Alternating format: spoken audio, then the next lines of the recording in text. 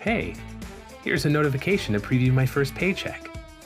It's great that Leah has already processed my mileage and expense reimbursement from new hire training last week. And she told me if there's ever an issue with my check, I can let her know directly in the app.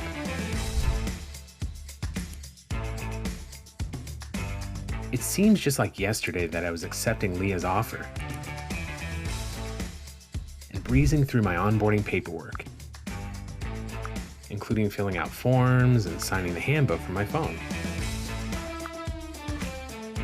Choosing benefits was easy too, and I received an email letting me know the Paychex solution included great offers, affordable benefits, and discounts I hadn't thought about, like legal services and pet insurance. In that training I mentioned, tracking meals and hotel expenses was simple. Everything went right into Paychex Flex automatically from my linked credit card.